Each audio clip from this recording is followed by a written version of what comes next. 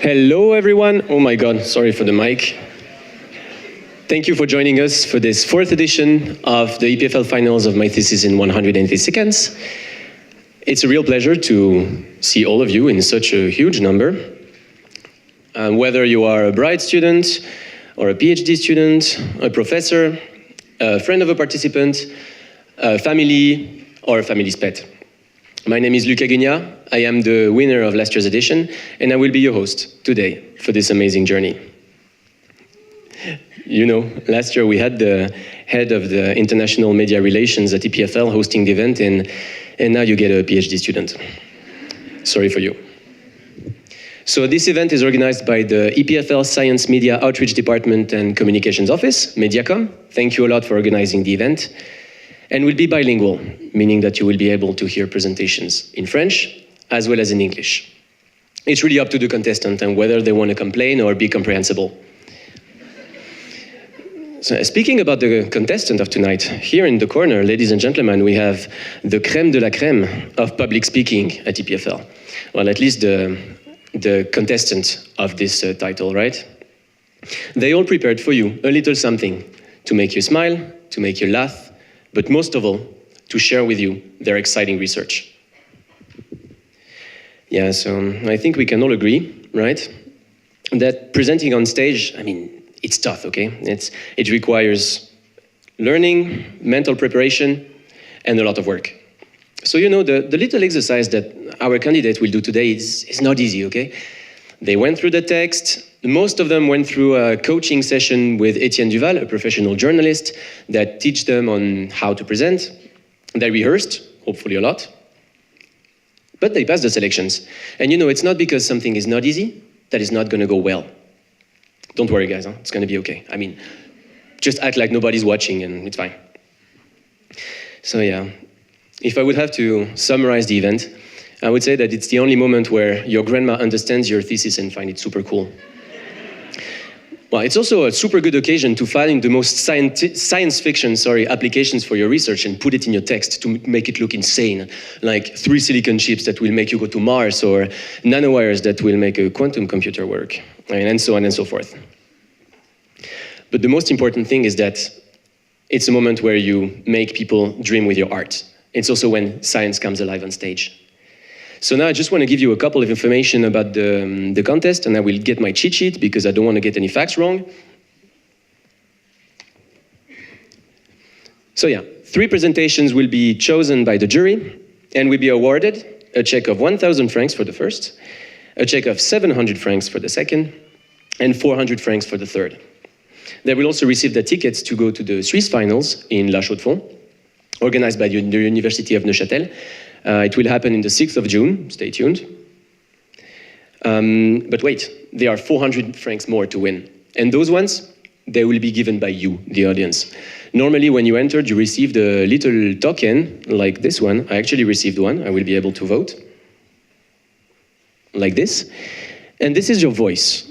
So when we come the time to vote, you will go in those tubes over there and put the token in your favorite contestant. So try to keep track of the face and the name of your favorite champion.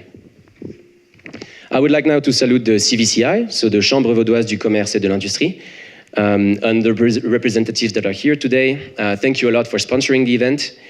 And I would like now to introduce Pierre van der Geinst, Vice President for the Education at EPFL, that is normally gonna join me on stage. Please, a round of applause for him.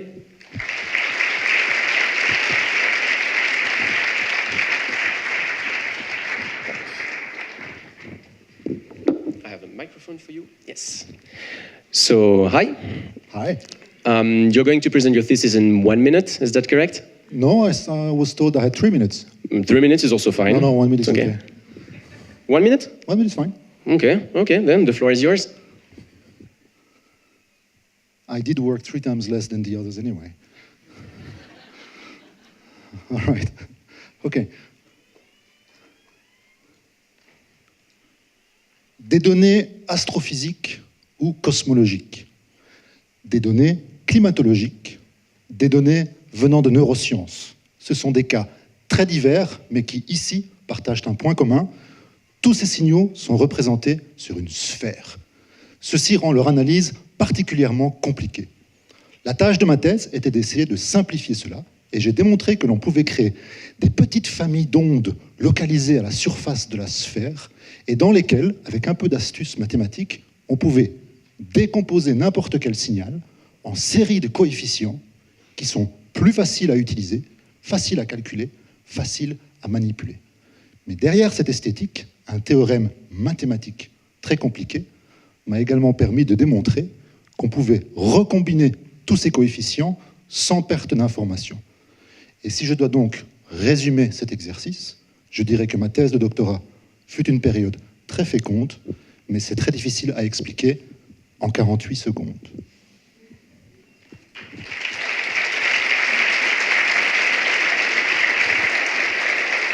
Merci beaucoup. Merci à vous. Vous étiez même en dessous du temps réglementaire, donc c'est tout à fait admirable. Donc je vous pose les questions en français, je suppose? Ou en anglais? Bon, je vous les pose en français. Est-ce que ça vous aurait plu de participer à un concours comme ça pendant votre thèse? Ça m'aurait beaucoup plu de participer à un concours comme ça, plutôt vers la fin de ma thèse, pour être tout à fait honnête avec vous. Oui, ça m'aurait beaucoup plu. C'est une bonne occasion d'abord de présenter ces résultats d'une façon accessible, ludique. Et puis je pense, alors moi je ne l'ai pas fait de façon très très bonne, mais j'imagine que les candidats se sont donné beaucoup de mal pour le faire et ils ont appris des choses en le faisant. Super. Et à votre avis, qu'est-ce qu'apporte ce concours aux participants? La capacité de présenter des résultats compliqués à un public très large, ça c'est quelque chose de très important. On doit entendre beaucoup plus parler les scientifiques dans l'espace public. Le monde autour de nous est très compliqué, il y a beaucoup de phénomènes complexes. Il faut qu'on se donne la peine de les expliquer. Pour ça, il faut avoir ces capacités de vulgarisation. C'est un talent pour certains, mais aussi, ça peut aussi s'acquérir par beaucoup de travail. Je pense qu'on aura des beaux exemples ce soir. Super, merci beaucoup. Merci.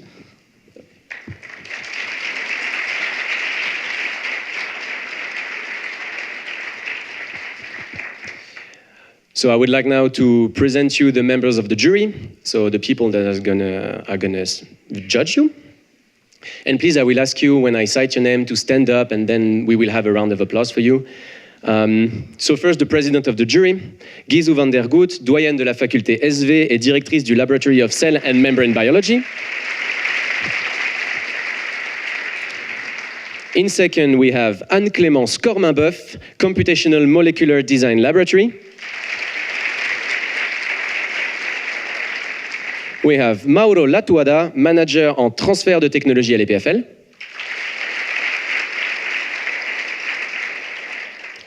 Bastien Confino, journaliste scientifique à la RTS, notamment l'émission CQFD. Et enfin, Julien Gué, sous-directeur de la Chambre vaudoise du commerce et de l'industrie.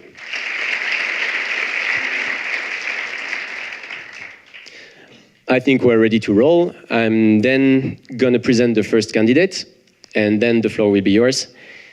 So his name is Thomas Bolton. The title of the thesis is Probing Dynamic Functional Reconfigurations in the Human Brain. He's in the Medical Image Processing Laboratory. Please.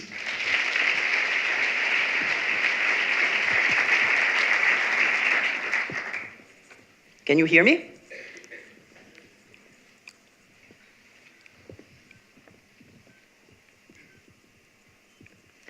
As you'll easily have guessed, given my athletic and muscular body, I'm very much into sports. And when it comes to football, my favorite player would certainly be Lionel Messi. Not because he stands amongst the greatest tactically or technically, but more so because he epitomizes the importance of collective play by making his partners shine on the field.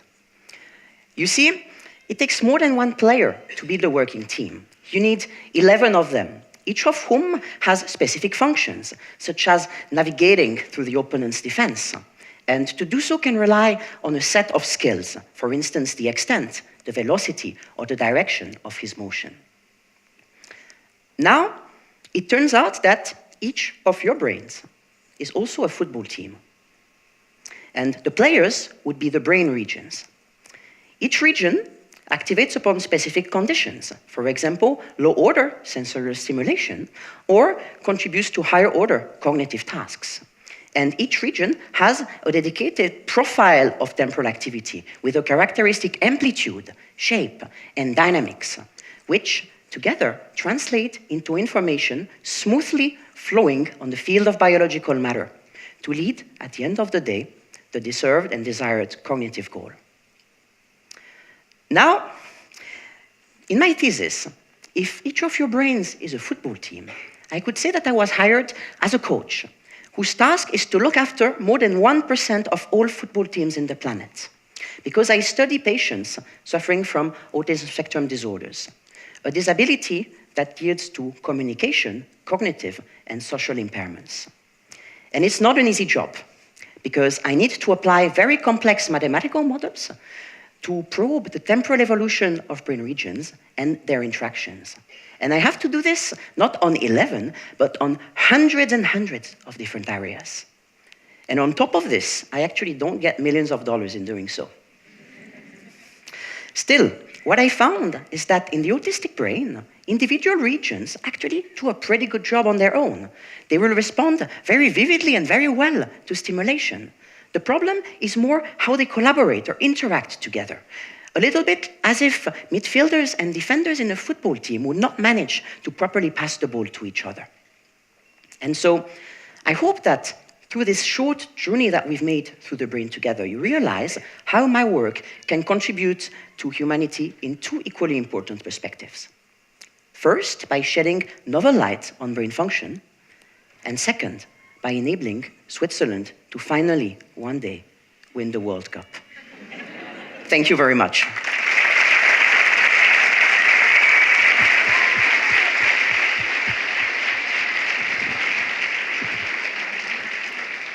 Thank you a lot, Thomas. Our second participant now, his name is Benjamin Bauer, and the name of the thesis is Investigation of DNA Protection Mechanisms by Ultrafast Spectroscopy by the Laboratory of Ultrafast Spectroscopy. Please, the floor is yours.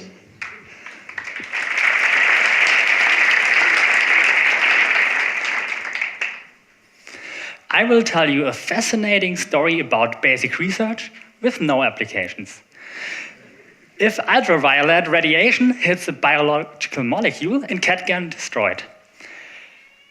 But the molecule on which our life is based, DNA, is surprisingly stable against ultraviolet radiation. So how did nature manage to make this molecule so resistant? If ultraviolet radiation hits a molecule, it gets excited, and an excited molecule can react. DNA actually gets rid faster of the excited energy than a reaction could happen.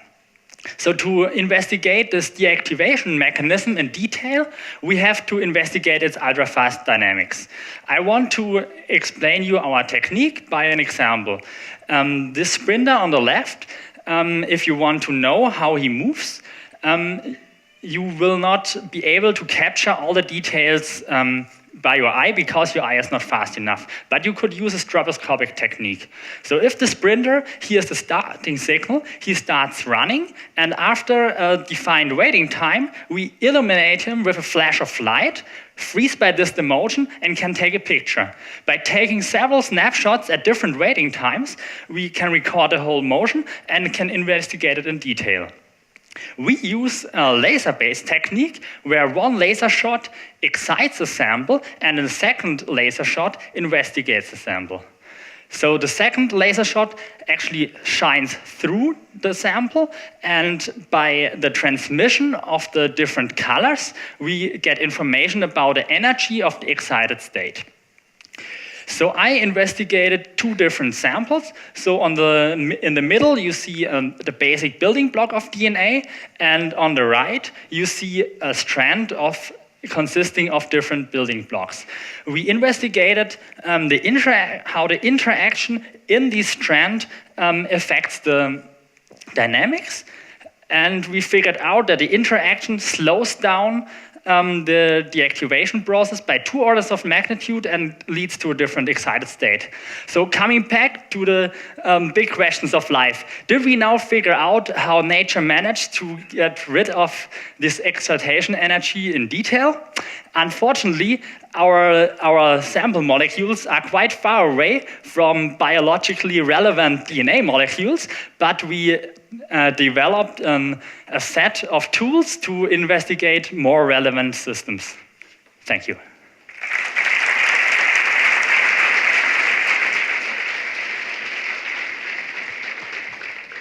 Thank you a lot, Benjamin. We'll have now our third candidate. The name is Bardia Valizadeh, and the name of the thesis is Metal-Organic Framework Composite Beads, the link between lab and industry. Please.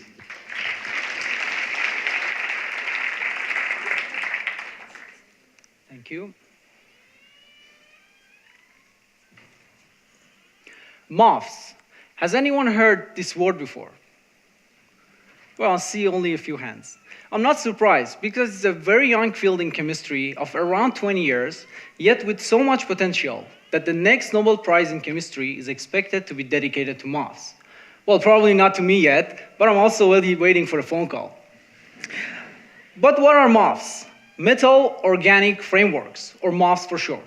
As you can see, MOFs are made by assembling metal nodes connected with organic linkers, creating fascinating crystalline structures. By changing these metal nodes and organic linkers, chemists can create thousands of different structures with a variety of properties. One of the main properties of MOFs is that they are the most porous material known to date. Only 1 gram of MOF can have a surface area as large as a football field.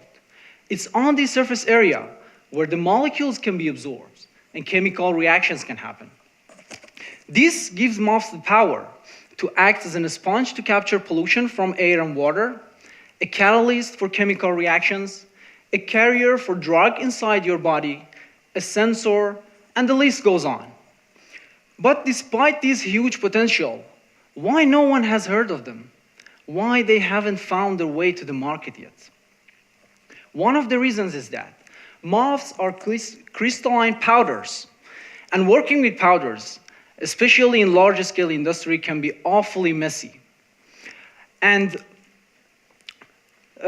these powders and processing them, in the case of MOFs, often face challenges like collapsing their structures or loss of their properties. So as a chemical engineer, my question is that, what can I do?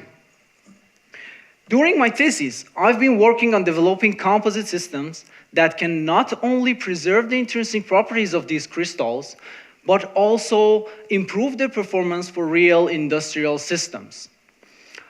For this, I've been developing these composite capsules that can hold these beautiful crystals intact. The interesting part is that we can make these capsules in a very easy and cheap way. We can make them in any size or shape, and we can load them with any chosen MOF without affecting the intrinsic properties of the crystals, making them now practical for real industrial applications. So, today might be the first time that you heard the word MOFs, but you better remember it, because if I do a good job, before you know it, they will be an inseparable part of our lives. The air you breathe, the water you drink, can be cleaned by MOFs. Or you may have MOFs in the tank of the car you drive, without even knowing it. Thank you.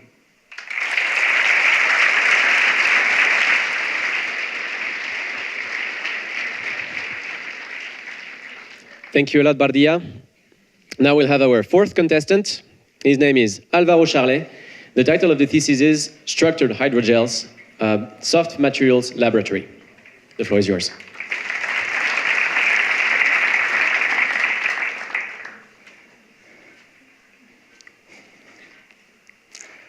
Vous voyez cette photo que j'ai prise le week-end dernier à Verbier? Sacrée chute, hein. Mais imaginez un peu son visage crispé par la douleur. C'est vrai. D'après vous, quand c'est vraiment mal au ski, on se fait mal où?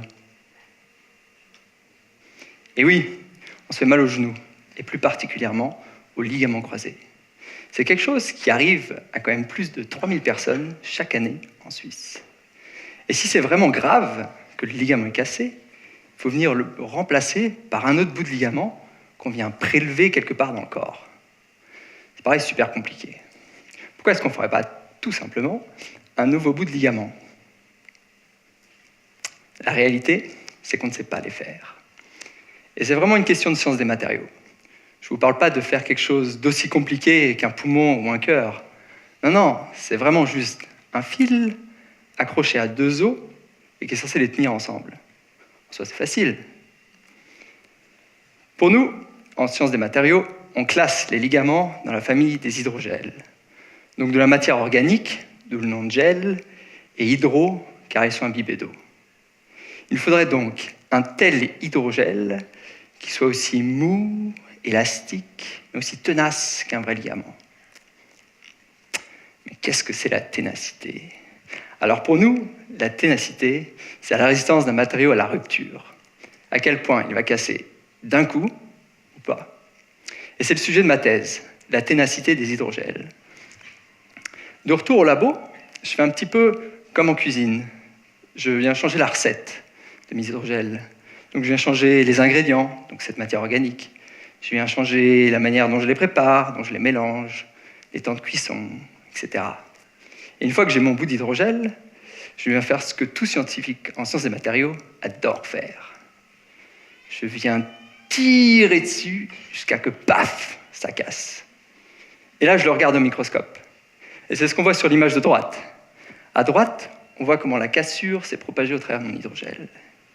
Et j'essaye d'analyser cette image pour mieux comprendre comment ça s'est fait, pour pouvoir améliorer ma recette, pour que la prochaine fois, il faille tirer encore plus fort avant que mon hydrogène ne casse.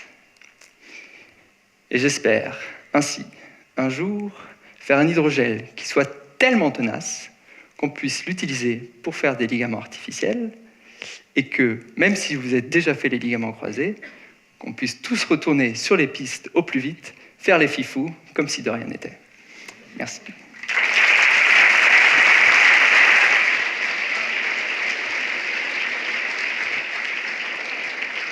Thank you a lot, Alvaro.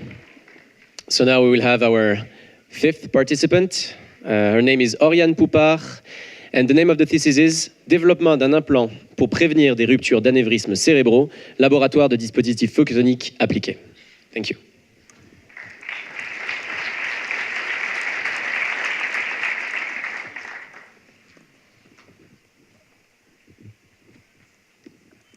Savez-vous ce que c'est une rupture d'anévrisme cérébral? Un anévrisme, ça ressemble à ça. C'est une sorte de poche sur une artère dans le cerveau due à une dilatation. Vous savez bien que si on gonfle trop un ballon, il éclate. C'est un peu la même idée avec un anévrisme. S'il y a trop de pression sanguine, l'anévrisme va se déformer, se fragiliser, jusqu'à rompre. La rupture induit une hémorragie cérébrale qui malheureusement est fatale chez la moitié des patients. Actuellement, il existe 2 traitements. Le premier consiste à placer une pince à la base de l'anévrisme. Mais c'est une chirurgie très invasive, car il faut ouvrir une partie de la voûte crânienne. Le deuxième traitement consiste à introduire un cathéter qui ressemble à un tube de l'artère fémorale jusqu'au cerveau. Le chirurgien va ensuite placer des fils métalliques pour remplir l'anévrisme. Malheureusement, ces fils métalliques n'occupent pas complètement le volume de l'anévrisme et donc, après quelques mois, il y a 25% de probabilité que l'anévrisme se reforme. L'objectif de ma thèse est donc de pallier ces inconvénients en développant un nouveau traitement qui ne serait pas invasif et qui serait efficace à long terme. L'idée, c'est d'utiliser un matériau que l'on appelle hydrogel, qui est injecté à l'état liquide dans le cathéter et se solidifie dans l'anévrisme par le biais de la lumière.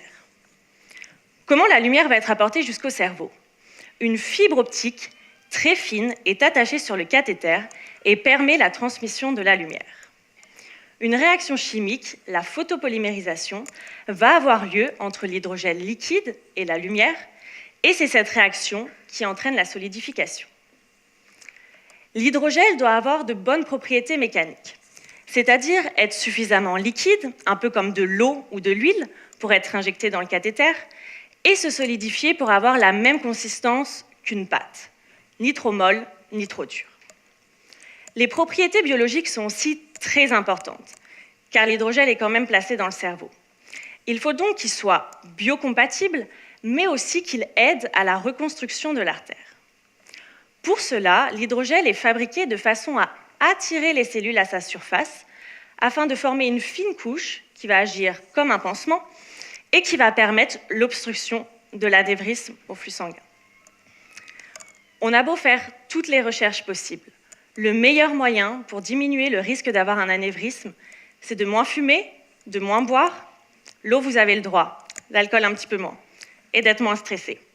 Facile à dire, pas si facile à faire, n'est-ce pas? Alors si vous avez le malheur d'avoir un anévrisme, j'espère que mon hydrogel pourra vous sauver. Merci.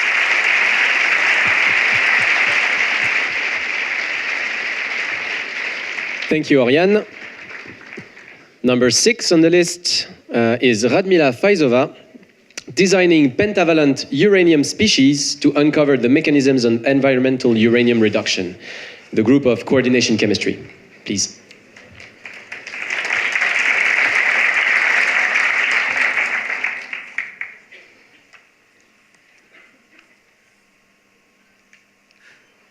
Radioactivity sounds scary, makes us all imagine nuclear explosion, genetic mutation into something green and glowing. But in fact, it's a naturally occurring phenomenon. It's in the air we breathe, food we eat, me, you, everything is radioactive. Most of the natural radioactivity traces its origin to uranium, the boogeyman of the periodic table. This element has not the best reputation, but without it, we will not have nuclear power, a dream of a clean and limitless energy. Currently, 11% of the world's electricity is produced by 450 nuclear reactors. They allow reliable production of carbon-free electricity 24/7, which doesn't depend on weather or geographical location. But this is only half the story. There is a nasty part to it, which is uranium mining, milling, and the storage of the nuclear waste. These are ways for uranium to get into the environment in dangerously high concentrations. If it happens, uranium reacts with oxygen in the atmosphere and gets oxidized to a highly soluble form, which we call uranium-6. This way now, uranium can travel with rivers and groundwaters and spread pollution for miles from its source and get into the water supply. This can be very dangerous. Uranium can cause lung and kidney failure, amongst many other health complications. Fortunately, though, it has been found that certain types of bacteria can transform uranium from soluble to insoluble by giving 2 electrons to uranium-6 and make it uranium-4. This uranium-4 is no longer soluble and therefore cannot contaminate drinking water. My PhD project focuses on understanding precisely how the mechanism of this reduction works, so we can make the bugs to do this job faster and better. Our idea was that uranium-5, species between uranium-6 and uranium-4, may play a key role in this mechanism, but until now it was impossible to test this hypothesis because it was thought that uranium-5 is highly unstable in water. Our approach was to try to stabilize uranium-5 by attaching different organic molecules to it, something what we call ligands, and this way to protect it from destructive influence of water. After quite some laboratory trials, we were able to find the perfect combination of these ligands to prepare the first stable uranium-5 complex in water, and now we're in place to give it to bacteria and hopefully get some insight into this very important bioreduction mechanism. So however practical glowing in darkness can be, I think we should avoid it at all costs. And I hope my research helped to develop better remediation technology for uranium cleanup. Thank you.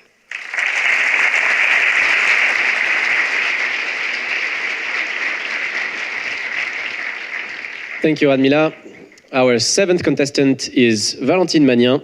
The name of the thesis is Approche tribologique des mouvements de montre by the Tribology and Interferential Chemistry Group. Thank you.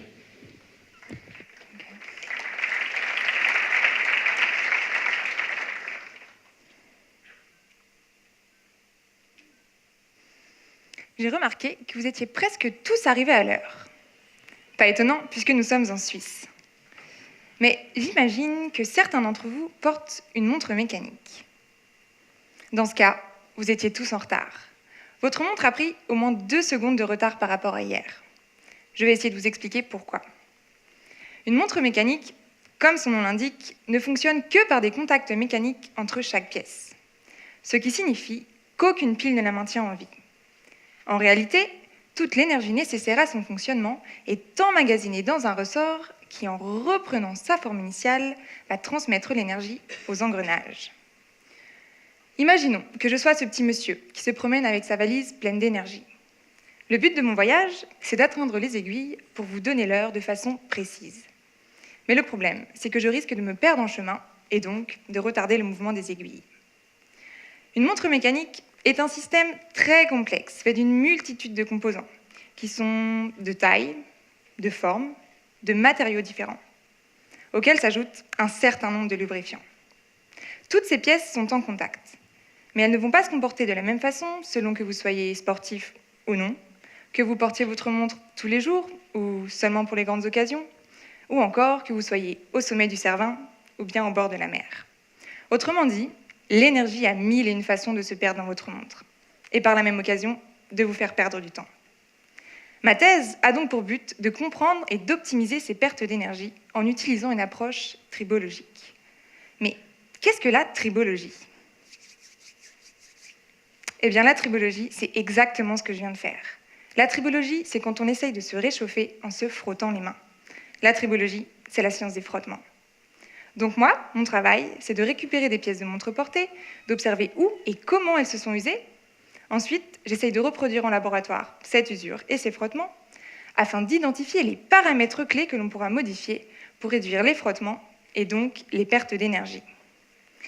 Mais le problème, c'est que dans une montre mécanique, il y a au moins 250 contacts différents. Autant de contacts qu'il faudrait étudier. 10 thèses ne suffiraient pas à en venir à bout. Mais heureusement, on sait que certains contacts sont plus gourmands en énergie que d'autres.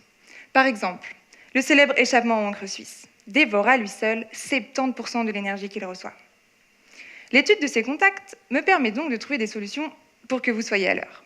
Par exemple, on pourrait supprimer certains lubrifiants, rajouter de l'or sur certaines pièces, ou encore modifier l'état de surface d'autres pièces. Finalement, en plus d'apporter des solutions d'optimisation au milieu horloger et d'améliorer la compréhension des mécanismes d'usure des matériaux, ma thèse contribue à entretenir le mythe de la ponctualité helvétique. Merci.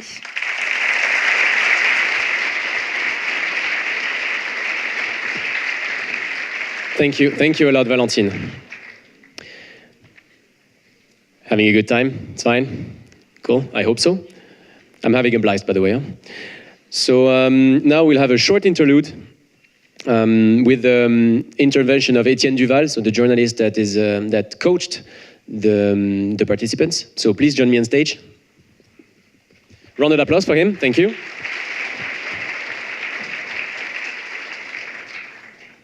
Thank you. Hey, Etienne, how are you doing? I'm fine, yes. I'm enjoying the show, thanks. No, thanks to I you. think you're doing well. You're well coached, I think. You think so? Yeah, thanks maybe. a lot. Yeah, I also did the coach with this guy. Huh? Just a joke. Sorry? Just a joke. You're doing very well anyway. Yeah. Thank you. So I have 3 questions for you. Yeah. First one is, do you like doing what you do with the participants? I love it. And I don't want to flatter you, but you might have noticed I'm getting on a bit. I'm not quite as young as you are. And one of the things I really love is to work with young, bright, creative people, work together in a team and see what happens at the other end. The challenge of understanding a complex subject, I'm not a scientist, I'm a kind of mere arts student as I was, so I know words, so I'm your target audience. If I can understand what you're trying to say, then you're doing well. And I love that challenge of working together with scientists or people who work in other fields and try and shape a story together. And most of all, I love to watch people progress and see them acquire a few skills, but also a lot more confidence. And that's really enjoyable and it's really worth doing. Yeah, completely agree. What would be for you the most important thing? What is the most important part of your formation? Well, the most important the number one thing is to think of your audience. Try and put yourself in the shoes of your audience and try and guess or understand what they want to hear. Then when you know you're talking to them, you'll be in the right space and the right frame of mind. Then be yourself as much as you can, be natural. Prepare, which might seem to be a contradiction with what I've just said, but it's a case of deconstructing and reconstructing yourself to be as close as possible as you are when you speak to your grandmother, your partner, whoever. Intelligent people who can understand, but happen not to know your field. And also, the most important thing is to have fun while you're doing it. It is a generous act. You know lots of stuff. Bearing in mind your audience, how do you share your knowledge? How do you share your enthusiasm? And that's a real gift. So if you are passionate about what you're doing, if you know your stuff, you will enjoy sharing it, but you've got to make it accessible to people you're talking to. Sure. That's what I'd say. Yeah.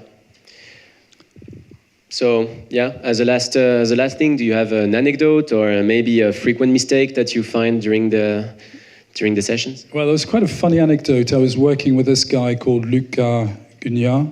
He's quite funny. Who's that dude? Seriously. No. The truth is, the beauty of these workshops or any kind of similar work is it's a safe space to take risks. So what happens in the room stays in the room. You might make a million mistakes, no one will ever know about it except you and the group of people you're working with. You're there to take risks, you're there to try stuff. But generally, the kind of thing that happens most often is people would view themselves, we work with a camera, just like hockey players really, what went well, what went wrong, and people would view themselves on screen and we'd ask them, what do you think of your performance? Because it is a performance. What do you think of performance? Well, I think I was quite good, but I think my right eyebrow was going up and down a bit. But apart from that, I was fine. And then you ask the others and you say, I didn't notice your eyebrow. I didn't understand a word of what you said. And it's getting that balance right, getting the science right, but also making it accessible. And just that combination of structure, the message is the most important thing, and everything else is there just to help, really. Thank you a lot. You're welcome. Etienne. Good luck.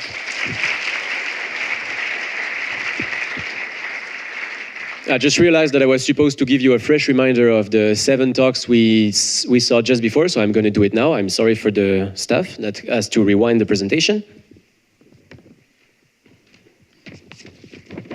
So yes, the first presentation was Thomas Bolton. The title of the thesis was Probing Dynamical Functional Reconfigurations in the Human Brain. Then we had Benjamin Bauer, Investigation of DNA Protection Mechanisms by Ultrafast Spectroscopy, Laboratory of Ultrafast Spectroscopy. Then we had Bardia Valizadeh, Metal Organic Framework Composite Beads, the link between lab and industry. Then in 4th place, we had Alvaro Charlet, Structured Hydrogels by the Soft Materials Laboratory.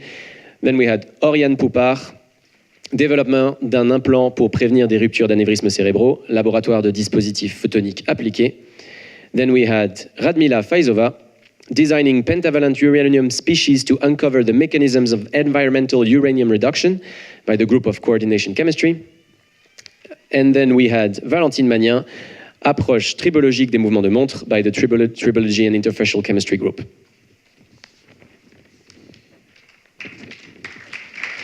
Yeah, please, a round of applause for them. Yeah. Okay, so now we're going to go for the next 7 contestants.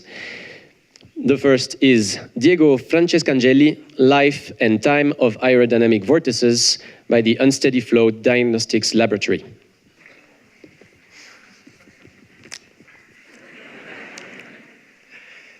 What is a vortex? It's pretty easy to imagine, I guess. Just bear in mind a rotating flow, like a whirlpool in a river. But an accepted and universal definition of vortex is still missing. This is because vortex formation can happen with different fluids, around different objects, and also at different scales. Small-scale vortices of the order of millimeters can be found near the wingtip of an insect, while large-scale vortices, well, do you know the great red spot on Jupiter? That's nothing else than a huge vortex, 1.3 times as wide as Earth. So in this wide range of different scales and phenomena, is it possible to come up with an exhaustive definition of vortex? Or even more ambitious, can we define a universal law to fully describe vortex formation? Let me show you an example. If you look on the left side of the great red spot, you will see an amazing wave structure, which is a series of smaller vortices. Keep them in mind. Now, coming back on Earth, when an object interacts with a flowing stream, a thin layer of fluid appears and it rolls into a vortex. This vortex grows in size and strength up to a certain point when it poof, separates and drifts away. Before the separation point, a series of smaller vortices appears next to the first one, exactly as it happens on Jupiter. So different scales and even different planets, but still similar behavior, which can be described by the same laws. My work is to experimentally study vortex formation around objects with different geometry and motion. From this experiment, the first step is to extract an empirical law, which is able to predict the vortex size, the vortex strength, and the separation time. What is really fundamental for us is that this formula should be valid for all the experiments we performed. Then, using this formula, the second step is to reverse the previous problem and find which geometry and motion an object should have to obtain an intended vortex and control it. Do you know the importance of bees for life on Earth, right? Be aware that bees can efficiently fly to transport pollen among flowers because they know how to control vortices with their flapping wings. So imagine the potential if we were able to mimic the bees' vortex control to improve engineering systems such as drones, especially at smaller scales. In the end, we went from vortices on Jupiter to the one near drones and insects. Making a connection between all of these will be my work for the next 3 years. Thank you very much.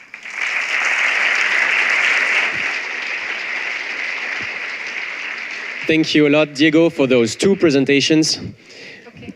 We now have our next candidate is Ashiya Shukla. The name of the thesis is Response of Nose Amplifier Flows from Linear Control to Nonlinear Jet Breakup by the Laboratory of Fluid Mechanics and Instabilities. Thank you, Luca.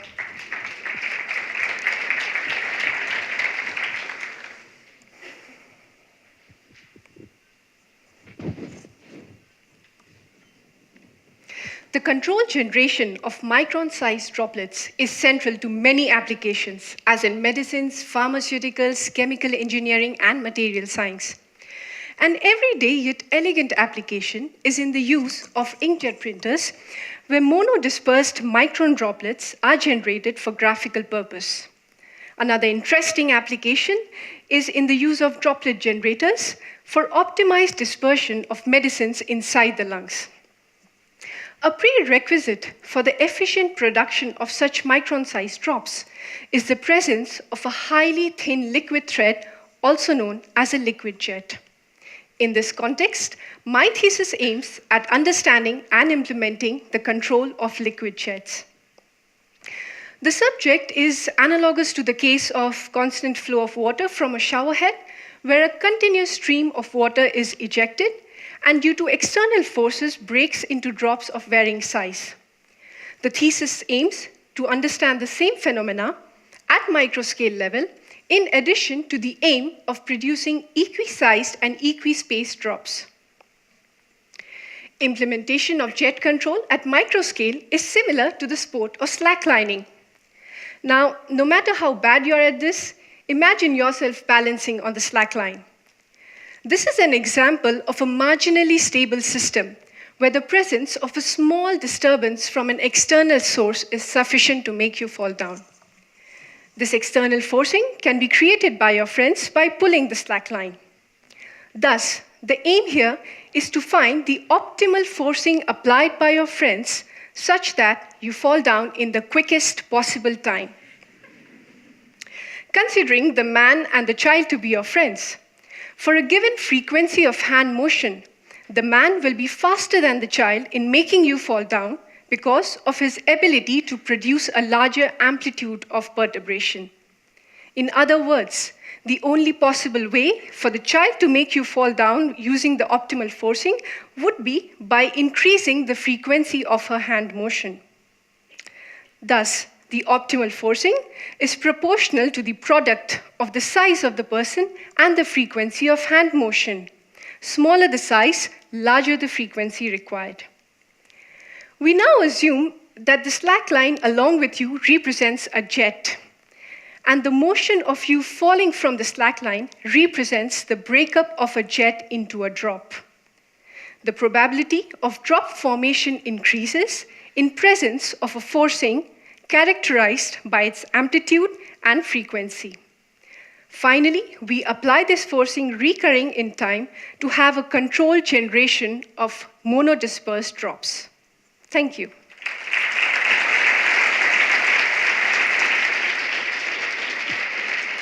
Thank you a lot, Isha. We will have now number 10, Guillaume Romano, inoperando visualization by active thermography on electrochemical systems by the group of energy materials. Please.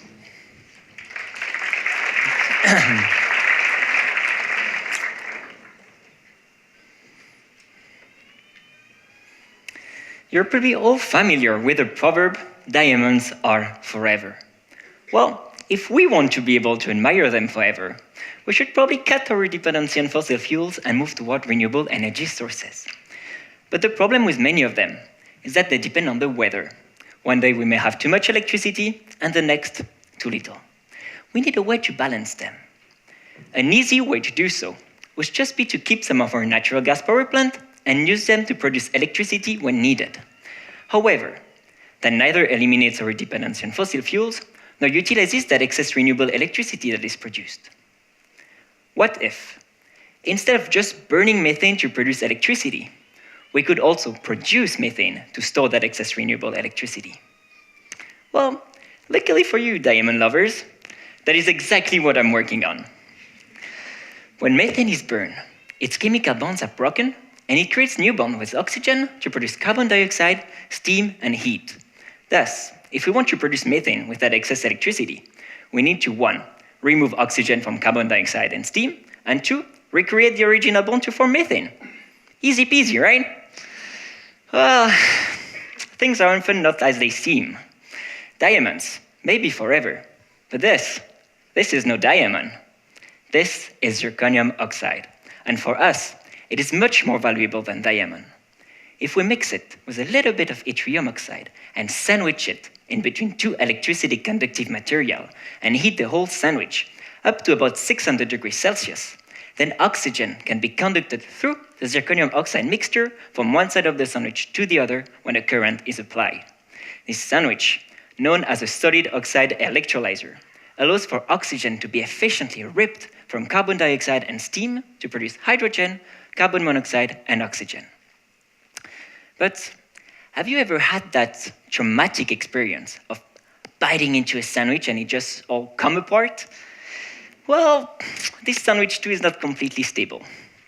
In my thesis, I'm investigating why the layer sometimes separates, why the layer compounds sometimes migrate and agglomerate, reducing the chemical activity, why sulfur and chlorine compound in the supplied CO2 contaminate the electrolyzer. And I'm particularly interested in the local nature of all those defects that may only affect a region of the electrolyzer. I'm developing a novel technique based on infrared imaging to precisely locate those defects and follow their evolution to better understand their origin and how they impact the electrolyzer. Hopefully, solid oxide electrolyzer will contribute to the promotion of renewable energy sources, allowing us to admire diamonds or zirconium oxide forever. Thank you.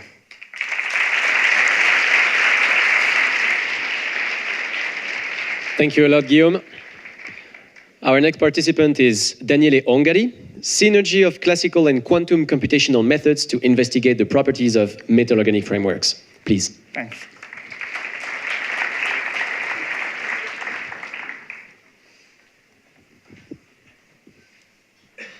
Hi, I'm an engineer and I work with microporous material.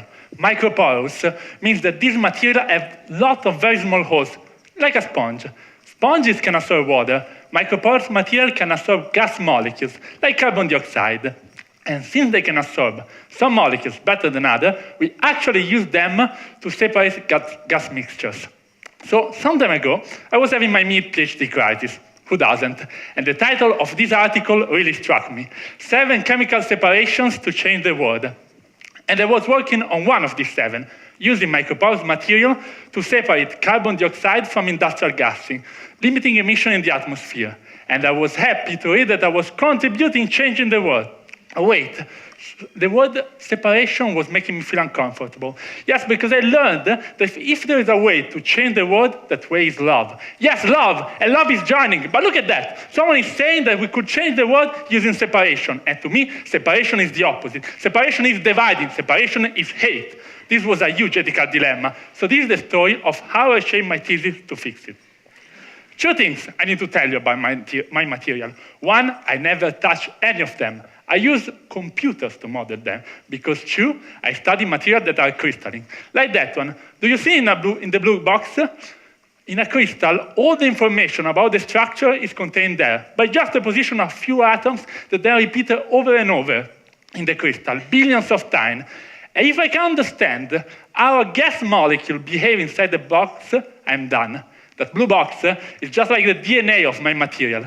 And coming back to CO2 capture, if I can understand and decrypt this DNA, which for me means modeling the interaction between the material and carbon dioxide, well, I can even tell you how expensive it would be to use that material for carbon capture. And since thousands of new material like that one get discovered every year, I can rank them and tell you which are more promising. And we are developing this computational tool. You insert your new material, it gets compared with all the other for tens of different applications, and we can tell you that your material is particularly promising for some application number 17, that may be carbon capture, krypton purification, metal storage, or something else you hadn't thought of. And you see why I'm happy? That's a dating app for microporous materials, a marriage agency to find the soulmate molecule for your material, given its DNA, and that's changing the world using love. And I'm happy because it's coherent, it's ethical, it's beautiful. But then I might keep thinking, is it true also for us, humans, that the person we are looking for, the true love of our life, it's already encoded in our DNA, and we just have to decode it in order to find that? But sorry, I really don't know. This goes beyond the scope of my thesis research. Thank you.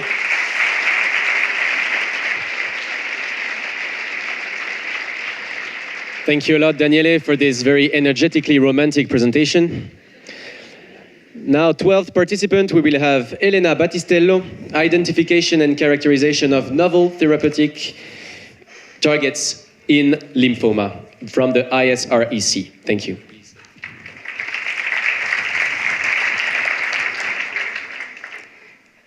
Cancer is the second leading cause of death worldwide. And even if major improvements have been made in the understanding of how cancer progresses, still efficient and long-lasting therapies are missing for most tumors. In the lab, we study a particular cancer type, lymphoma, which affects cells of the immune system called lymphocytes. In those cancers, cells grow and form tumors in lymph nodes, spleens, or other tissues. As I just said to you, the lack of efficient therapies is a problem for many tumor types, and this is particularly true for lymphoma. In my PhD project, I'm investigating that, and in particular, I'm focusing on targeted therapy, meaning personalized for the particular drivers those cancers rely on. I started studying one of these cancers, of these proteins, which is a protein named BTK, since it was seen that this protein is very important for these tumors, and inhibitors targeting it are affecting tumor growth. However, it was also shown that this works just in a percentage of patients and not in all of them. So I really wanted to understand how and why this happens. What I found out is that some of these lymphoma cells rely not just on BTK, but also on other proteins, and in particular, PI3 kinases. I see already some concerned faces, and I know that this might sound complicated, but to understand that, you can think of a very simple comparison. Imagine tumors as very fast and powerful cars that, of course, need something to run with. Traditionally, that would be fuel, but there are also hybrid cars that can rely on both fuel and electricity to run with. So taking out just the fuel from these cars would not be enough, since they would have still electricity to run with. That's really similar to what happens in these tumors, where just taking out one protein is not enough, since they can alternatively activate something else to keep growing. What I wanted to do next was to identify better therapeutic strategies for those patients. And what I found out is that it is possible to inhibit both these proteins by a drug called masitinib. So coming back to our car comparison, using this drug would be the same of preventing the access to all fuel and electricity stations, so the car would have anything to run with and would just stop going. So masitinib is indeed a very interesting drug. It's very powerful in inhibiting the growth of these lymphoma cells in the lab. It's been tested in clinical trials and didn't show major toxicity, and it will be soon tested for its efficacy in lymphoma patients. So in summary, we think that this work really sets the basis for an important and potential new clinical application and treatment for these patients. Thank you.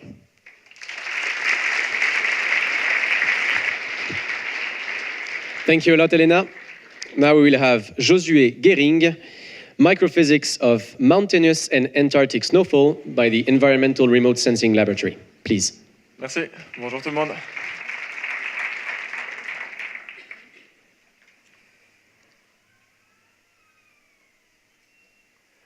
Est-ce que ça vous est déjà arrivé de vous demander, en regardant un flocon de neige tomber, pourquoi a-t-il cette forme particulière ? Eh bien, cette question, je me la pose régulièrement dans mon doctorat. Et en particulier, quand j'étais en Antarctique, j'ai observé ces différents types de flocons. Vous connaissez le dicton qui dit que chaque flocon est unique ? Eh bien, c'est une bonne occasion pour vous montrer pourquoi. Les cristaux de glace grandissent typiquement dans les hauts d'un nuage par déposition de vapeur en différentes formes, en hexagone, en étoile ou en colonne. Lorsqu'ils sont assez grands pour tomber, ils peuvent entrer en collision et rester collés, formant ce qu'on appelle des agrégats. L'agrégation conduit donc à de plus gros flocons qui vont tomber plus vite, augmentant ainsi l'intensité des précipitations. D'autre part, lorsque les cristaux de glace entrent en contact avec des gouttelettes d'eau dans les nuages, celles-ci peuvent se solidifier à la surface, formant ce qu'on appelle du givrage. Le givrage rend les cristaux plus sphériques, plus denses, augmentant ainsi la quantité de neige qui tombe au sol. Cela semble clair. Les conditions météo influencent la formation des flocons de neige. Eh bien, le but de mon doctorat, c'est de comprendre comment. Et pour cela, je me base sur des données que nous avons récoltées dans les Alpes suisses, en Corée durant les Jeux olympiques d'hiver et en Antarctique. Je m'intéresse donc aux régions montagneuses et polaires, là où les mesures de chute de neige représentent un véritable défi. Pour le relever, j'utilise des radars météo qui permettent de mesurer les précipitations dans l'atmosphère à distance, ainsi que des instruments au sol pour observer les flocons de neige individuellement. Cette synergie de mesures à différentes échelles me permet d'étudier comment les conditions météo régionales influencent ces processus de formation de la neige à l'intérieur même d'un nuage. Tout comme notre environnement géographique influence nos vies, les conditions météo, elles, influencent le type et la quantité de neige qui tombe au sol. Chaque flocon est unique, car leur chemin de vie dans l'atmosphère est différent. Vous demandez sûrement, mais pourquoi est-ce important ? Eh bien, la compréhension de chacun de ces processus est primordiale pour mieux prévoir les chutes de neige. Par exemple, en Antarctique, une bonne prévision des précipitations est indispensable pour déterminer le futur de la calotte polaire. Chaque flocon joue un rôle pour compenser sa fonte, tout comme chaque être humain a un rôle à jouer dans la lutte contre le changement climatique. Merci de votre attention.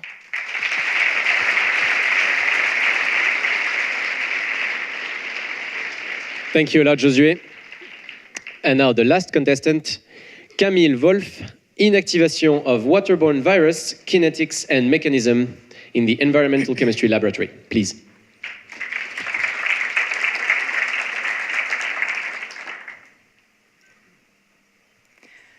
voici une photo d'un réservoir d'eau pour l'agriculture en Australie.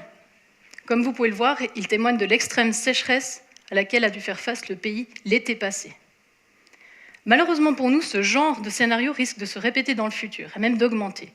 Parce que l'Institut mondial pour les ressources estime qu'en 2040, la moitié de la population mondiale vivra dans une région du monde qui expérimente un stress extrême sur ses ressources en eau douce. Une des stratégies, afin d'assurer un approvisionnement en eau potable, est d'utiliser une ressource encore méconnue, mais que vous et moi produisons chaque jour en moyenne entre 150 et 200 kg. Cette ressource, ce sont les eaux usées. L'idée est de prendre les eaux usées, de les traiter, de les purifier suffisamment, pas seulement pour les utiliser pour l'agriculture, mais à terme de vraiment les utiliser comme une source d'eau potable. Bien sûr, il y a des risques sanitaires importants, notamment à cause des pathogènes qui sont présents dans ces eaux. Et parmi les pathogènes, les plus vicieux, ce sont les virus. Seulement 10 d'entre eux peuvent vous rendre malade. Et quand vous êtes malade et que vous allez aux toilettes, vous en excrétez jusqu'à 100 millions. L'autre chose, c'est qu'ils sont extrêmement petits, 10 000 fois plus petits que l'épaisseur d'un de vos cheveux. Et du coup, ils peuvent échapper au traitement conventionnel. Une dernière chose très importante, c'est qu'il est actuellement impossible de mesurer la présence ou l'absence de virus infectieux dans les eaux traitées. Du coup, l'idée, c'est d'ajouter plein de barrières, en fait, au traitement conventionnel pour assurer la sécurité des eaux produites. Et parmi ces barrières, il y a la désinfection. Parmi les désinfectants, il y a l'ozone, qui est très efficace pour traiter les virus. Et c'est le sujet de ma thèse. Jusqu'à maintenant, à cause de la forte réactivité de l'ozone, il était alors impossible de mesurer précisément à quelle vitesse l'ozone tue les virus. Du coup, j'ai développé une méthode durant ma thèse pour pouvoir contrôler cette réactivité grâce à la chimie et ainsi mesurer très précisément cette vitesse d'inactivation. J'ai donc pu chercher les paramètres qui influencent et qui sont importants pour cette vitesse. Parallèlement à ça, nous avons développé des modèles qui permettent de prédire en temps réel l'inactivation des virus pendant un traitement d'ozonation. Et ces modèles se basent sur des choses qui sont, elles, faciles à mesurer, comme par exemple l'absorbance UV avant et après traitement, l'absorbance de l'eau. Nous avons donc fourni des outils aux opérateurs de stations de traitement pour vérifier l'efficacité, mais aussi assurer la sécurité des eaux produites. J'espère donc avoir contribué, avec ma thèse, avoir contribué à une nouvelle manière de consommer l'eau, qui est circulaire, donc plus durable et plus écologique. Et qui sait, peut-être que dans 20 ans, on ne s'étonnera pas que l'eau de notre robinet prenne sa source dans nos toilettes. Merci.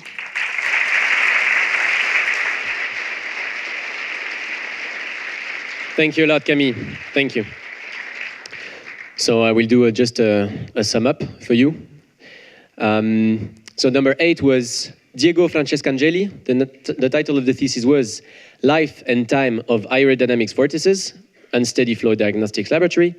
Then we had Ashiya Shukla, Response of Noise Amplifier Flows from Linear Control to Nonlinear Jet Breakup in the Laboratory of Fluid Mechanics and Instabilities. Then we had Guillaume Romano, Inoperando Visualization by Active Thermography on Electrochemical Systems in the group of Energy Materials. Then we had Dinesh A, Synergy of Classical and Quantum Computational Methods to Investigate the Properties of Metal Organic Frameworks, Laboratory of Molecular Simulation. Then we had Elena A, Identification and Characterization of Novel Therapeutic Targets in Lymphoma, ISRC. Then we had Josué Gehring, Microphysics of Mountainous and Antarctic Snowfall, Environmental Remote Sensing Laboratory. And finally, we had Camille Wolf, Inactivation of Waterborne Virus, Kinetics and Mechanism in the Environmental Chemistry Laboratory. So I think now it's time for the jury to deliberate. So I will please invite you in about 20 minutes. Stay here, please. And we will come with you with the results. Thank you.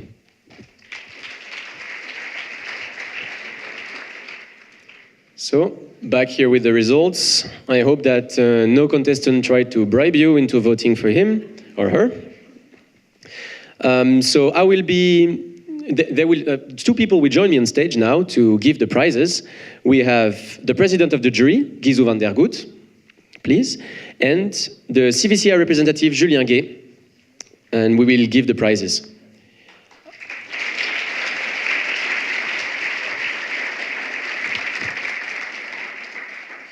So I will start now with the public awards for the selection phases. The session number 1, we had Daniele Ongari. Please, come with us. Thank you.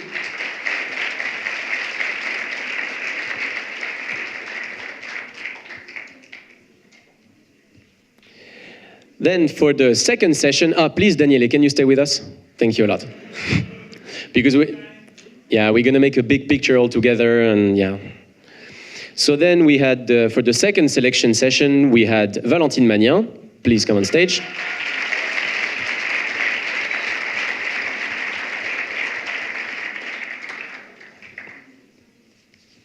So yeah. That was for the selections. We will go now with the audience award of today. And the award goes to Valentin Magnin.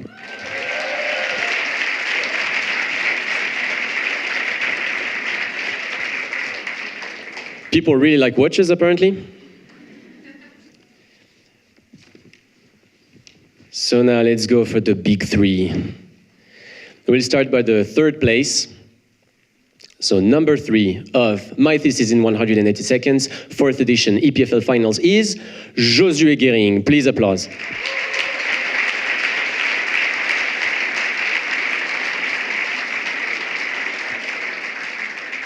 You can go and join your little friends there. Yeah. So now in second position of My Thesis in 180 Seconds, 4th edition and EPFL Finals is Radmila Faizova.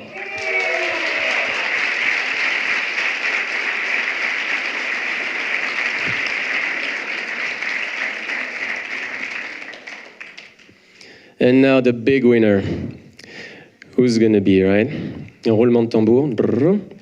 And it's Alvaro Charlet!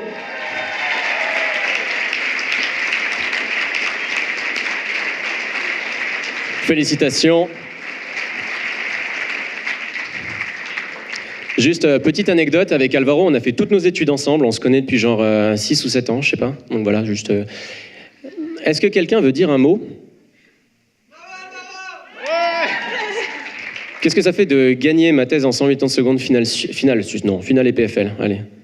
Bah, y a rien de mieux quand c'est un ami de longue date qui te la rend. Et puis ça, c'est vraiment cool. Ah, c'est super chou. Comment, pardon? On se sent à la maison à l'EPFL. C'est vrai, c'est vrai, c'est vrai. Qu'est-ce que ça fait d'avoir la seconde place? Super cool. I didn't honestly expect it. And thanks a lot for being here. And yeah, it's super nice. And thanks to everyone everyone did super good. And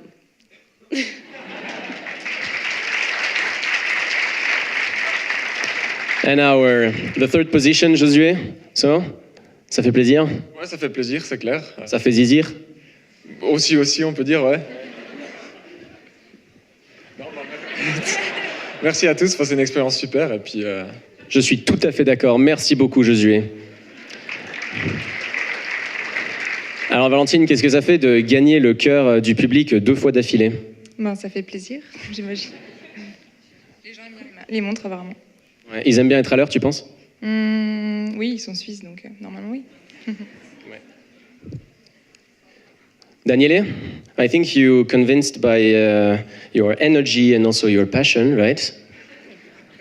And also your love for love. Yeah, that's exactly the point. Thank you for reminding me. So now, thank you all guys for your super nice presentations. So now what we are going to do is kind of a family photo all together here. Please don't be jealous. I'm going to call, please, the members of the jury on stage. A round of applause. Thank you.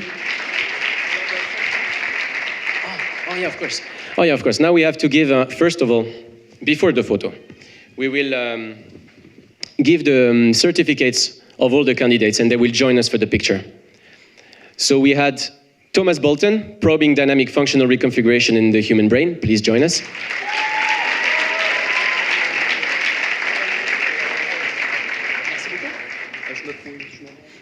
Oui, avec les autres. So then we had Benjamin Bauer, investigation of DNA protection mechanisms by ultrafine spectroscopy.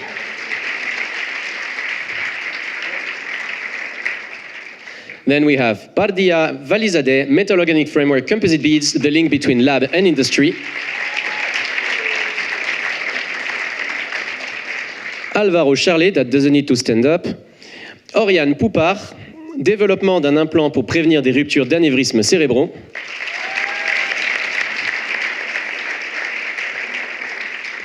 Radmila Faizova, designing pentavalent uranium species to uncover the mechanisms of environmental uranium reduction. Yeah. Valentine Magnin, approche tribologique des mouvements de montre.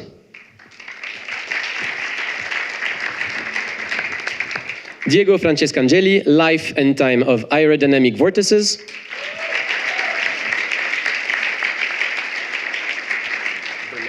You can lay down on the floor and just, yeah, so like, no, just kidding. I mean, as you wish, I don't know. Then we had Ashiya Shukla, response of noise amplifier flows from linear control to nonlinear jet breakup.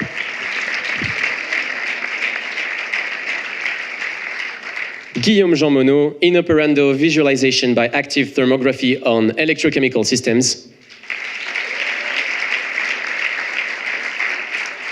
Daniele Ongari, synergy of classical and quantum computational methods to investigate the properties of metal organic frameworks. Elena Battistello, identification and characterization of novel therapeutic targets in lymphoma.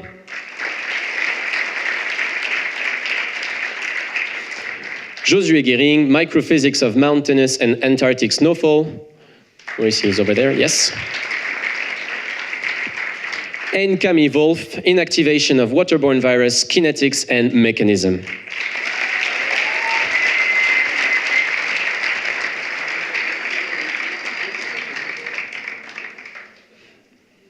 All right, so now we're gonna take the picture, I guess. Please show your certificates, yes.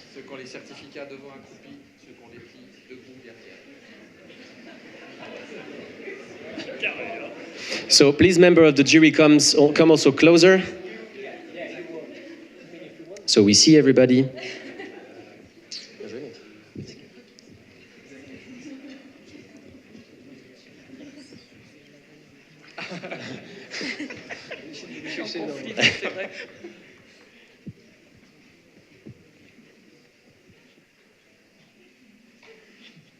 All right, thank you everybody.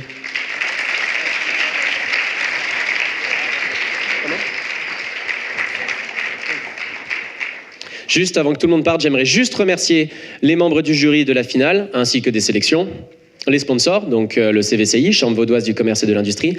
Un grand merci à l'école doctorale aussi, qui a permis tout ça, aux directeurs et directrices de programmes doctoraux, bien sûr, aux directeurs de thèse, à Étienne Duval aussi, pour les séances de formation et la prise de parole en public, ainsi qu'au service de formation du personnel pour son support technique, et aux techniciens, services audiovisuels et aussi au service events de Mediacom. Donc merci à tout le monde, je pense qu'il mérite un grand applaudissement.